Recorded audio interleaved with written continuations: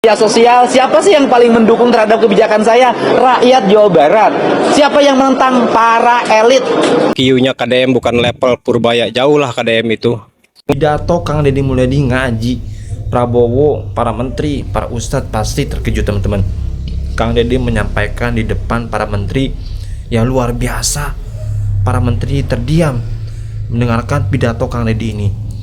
Dan ada masyarakat berbicara bahwa Kang Deddy IQ-nya di atas para menteri, teman-teman.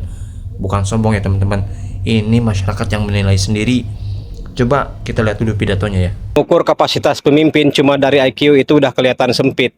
Kepemimpinan itu bukan lomba angka, tapi soal keputusan, keberanian, dan dampak kepada rakyat. Kalau cuma banding-bandingin tanpa lihat kerja nyata, ya wajar, kesimpulannya juga dangkal. Deddy Mulyadi dinilai dari apa yang dia lakukan, bukan dari asumsi yang bahkan nggak pernah bisa. Kesalahan kolektif itu tidak menjadi sebuah kesalahan manakala itu menjadi kolektivitas. Maka dalam teori matematika, negatif kali positif, negatif. Positif kali positif, positif. Negatif kali negatif, positif. Artinya sebuah kesalahan yang dilakukan berulang-ulang dan dilaksanakan secara bersamaan itu adalah sebuah kebenaran. Maka dalam kolektivitas, aduh jadi serius begini saya ngomong. Keluar nih, saya ini pemimpin dadakan ya. Jadi saya itu nggak pernah buat catatan, nggak pernah. Paling buat catatan tuh bukan catatan materi, catatannya kepada yang terhormat. Ini yang paling saya pusing nih, harus bacain satu-satu. Udahlah, pokoknya Kasespim Lemdikat Polri dan seluruh jajarannya. Semua. Semoga yang belum jadi Kapolda segera jadi Kapolda. Cepat aminnya, berarti memang pada pengen ini. Nah, apa sih yang menjadi problem? Maka dalam dialektikanya saya membaca tadi ada memimpin, ada teamwork. Memimpin dan teamwork itu dalam kaidah kebudayaan itu hal yang mudah. Kita beragama, Tuhan itu sering mengatakan aku dan sering mengatakan kami. Tuhan itu sering mengatakan aku dan sering mengatakan kami. Ada kalimat tunggal, ada kalimat jamak. Tapi jamak dan tunggal ada satu kesatuan yang disebut dengan manunggal. Maka dalam kaidah militer, dalam kaidah Polri di Indonesia, karena dia dilatar belakangi oleh aspek-aspek yang bersifat kebudayaan, maka kalimatnya adalah manunggal. Nah, kalimat manunggal itu ada dua hal di situ, ada yang memimpin dan ada yang dipimpin. Ada pemimpin dari sisi aku, tetapi juga ada ketika dia bersama yang dipimpinnya menjadi kami. Karena kalimatnya manunggal, maka kita memilih kalimat senyawa. Maka kalimat senyawa, kalimat yang tidak bisa dipisahkan. Maka disebutlah simbiosis mutualisme. Maka simbiosis mutualisme itu dalam kaidah kepolisian itu bisa menjadi pidana. Apa itu? Persekongkolan, permufakatan jahat. Padahal itu adalah simbiosis mutualisme. Nah, persekongkolan dan pemufakatan jahat itu bisa menjadi sebuah kebaikan manakala itu menjadi korporasi. Korporasi bisa menjadi koperasi, tetapi juga bisa menjadi problem ketika era Pak Harto jadi KUD, ketua untung duluan, dan itu ranahnya polsek. Nah, kerangka ini sebenarnya apa sih yang menjadi teologi tentang kepemimpinan di Indonesia? Kepemimpinan di Indonesia itu didasarkan pada dua. Yang pertama adalah kepemimpinan vertikal, yaitu kepemimpinan yang didasarkan pada sendi-sendi ketuhanan. Maka sendi-sendi ketuhanan itu yang disebut dengan dalam kaidah agama itu, dalam saya kajian waktu mahasiswa, itu adalah imanensi.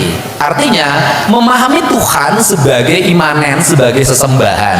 Maka ini adalah vertikal. Nah, kemudian adalah kepemimpinan horizontal, transendensi. Maka sesungguhnya kepemimpinan itu adalah sebuah mata pedang yang dianugerahkan oleh Tuhan melalui nilai-nilai ketuhanan yang ketika turun ke dunia maka dia harus taat pada nilai kausalitas, yaitu nilai-nilai alam. Maka ada khas tentang Indonesia. Apa khas tentang Indonesia? Indonesia tidak, Nusantara, saya lebih senang itu, tidak bisa dipahami dari sisi kebangsaan hanya dari sisi teknokratik. Kawan-kawan di kepolisian, di TNI atau di kejaksaan memahami Indonesia dari berbagai segi. Kalau menjadi kapolsek, kalau menjadi kapolres, kalau menjadi kapolda, di sini saya ngomongnya. Nah, kalau lebih tinggi saya ngomong nggak boleh, kejauhan. Dari sini dulu sampai kapolda dulu memahaminya.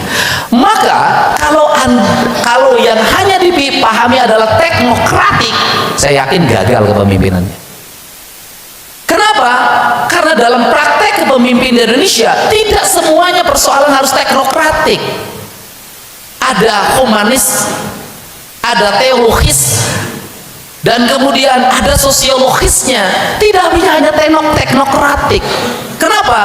Teknokratik begitu diterapkan Indonesia dalam sendi-sendi kepemimpinan kita hari ini, maka bisa menjadi cas sosial. Kalau menjadi seorang Kapolda di Papua berpikirnya teknokratik, tidak akan kuat lama, akan ada gejolak. Atau memimpin di daerah-daerah lain hanya pendekatan teknokrat, tidak bisa. Maka kepemimpinan kepolisian saya melihat strukturnya itu saling bertentangan kalau jujur-jujuran. Kenapa? Ada Sersel, Reskrim yang harus teknokratik, ada Intel yang semi teknokratik, ada Babin Kaptibmas yang non teknokratik.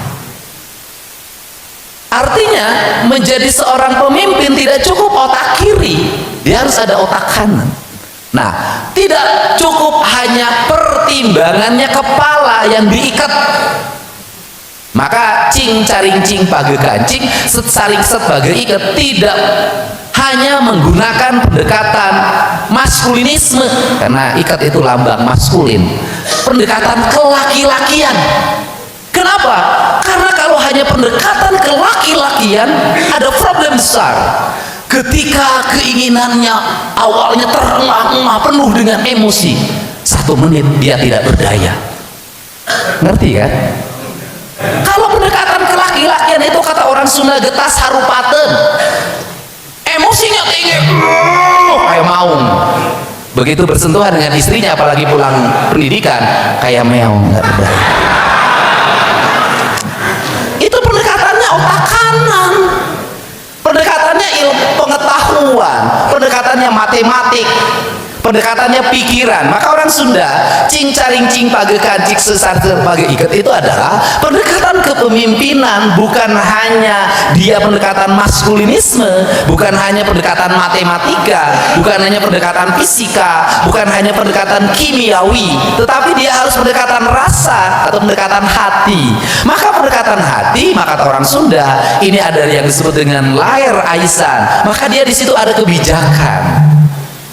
Karena di situ ada kebijakan, maka di situ ada keadilan. Karena bijak itu harus melahirkan rasa adil, maka pertimbangan hukum hari ini dalam hukum modern, dalam KUH pidana yang baru, hukum tidak hanya didasarkan pada hukuman yang teknokratik, tapi hukum harus mempertimbangkan rasa adil. Maka saya melahirkan sebuah gagasan, saya katakan, kalau orang yang nyurinya hanya kambing, tidak mesti dihukum 3 tahun. Kenapa? Karena beban negara terlalu tinggi biayanya. Bagaimana kalau itu dibuat dalam hukuman sosial? Negara hadir mempekerjakan mereka, kemudian menjamin kesejahteraan orang tuanya, dididik menjadi orang lebih baik, maka kita akan masuk pada pertimbangan rasa keadilan. Pertimbangannya rasa. Karena pertimbangannya rasa itu berlaku bukan hanya jajaran kepolisian, jaksa, hakim, kemudian TNI, semuanya. Sehingga doa yang diinginkan oleh seluruh peserta Sespim hari ini, Sespim T ini, pada para dosennya, jangan hanya menggunakan pendekatan pikiran, jangan hanya melakukan pendekatan sebagai seorang ayah, berikanlah kami pendekatan seorang ibu. Kalau salah dikit mohon diampuni, karena ibu adalah pemaaf. Kalau hanya kekurangan titik koma, luluskanlah kami. Ya, kalau kemudian kami telat hanya 3 menit, berikanlah ampunan kepada kami. Kenapa? Karena Tuhan sendiri dari sisi teologinya, dia maha penghukum, tetapi dia juga maha pengampun. Maka teologi holistik tentang kepemimpinan Indonesia itu adalah itu. Karena maka kepemimpinan di Indonesia itu tidak bisa orang yang misalnya dia menjadi oposisi kritis luar biasa, kemudian tanpa melihat orang dari sisi kebaikannya, dikritik terus-terusan, dihabisin terus-terusan. Ingat, orang Indonesia itu akan berbalik, ada rasa kasihan. Itu ciri khas. Maling digebukin sampai mau mati, maka orang Indonesia akan muncul empati. Maka ketika kita disakiti orang, dihina orang, jangan melawan, biarkan itu gelombang itu terus habis. Nanti juga orang akan lahir karunya teuing. Begitu juga kepangkatan, karena lama di situ nggak pindah-pindah, ubannya udah sampai banyak kayak bapak, badannya gagah banget, suaranya kecil. Kemudian di sini mungkin suatu saat yang ada yang menjadi petinggi di Polri, lihat bapak, besok ada rasa kasihan, udah kasihan dia ditempatin di sini aja, kasihan. Indonesia pengambilan keputusan kadang juga didasarkan oleh rasa kasihan. Maka pilihan itu hanya 2 pada dalam hidup. Kalau ingin dipakai oleh pemimpin, 1, jadilah orang pinter yang luar biasa, yang kedua, jadilah orang bodoh yang luar biasa.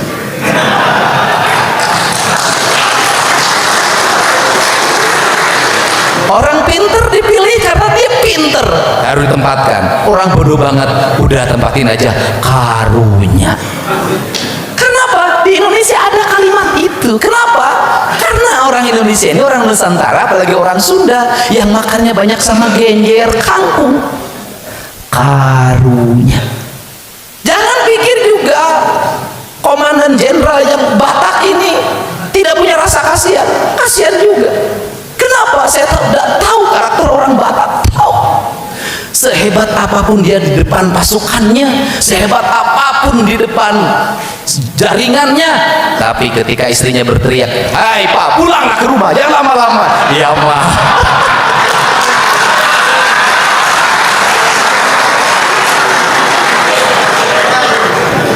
Jadi kalau ingin mendekati komandan yang orang Batak, jangan lewat komandannya, lewati istrinya saja.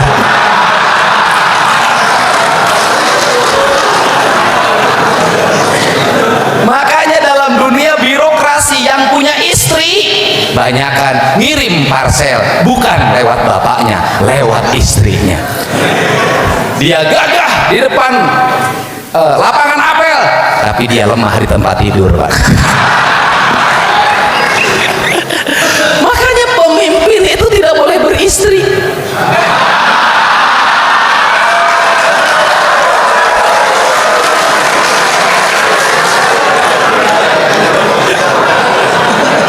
Tadi ini jenderal kita ini ngomong nggak berani dia. KDM Bapak Aing, KDM Bapak Aing. Orang bilang Bapak Aing, lah Pak, udahlah ngomong. KDM adalah Kang Duda Merana.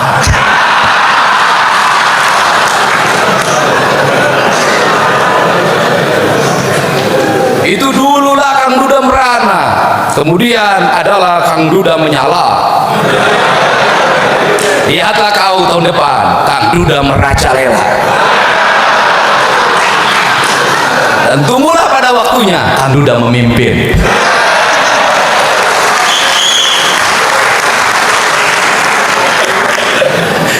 Belakang, mudah-mudahan kelihatan siapa tuh nasibnya bagus. Nah, ini kan prinsip-prinsip dasar itu, Pak.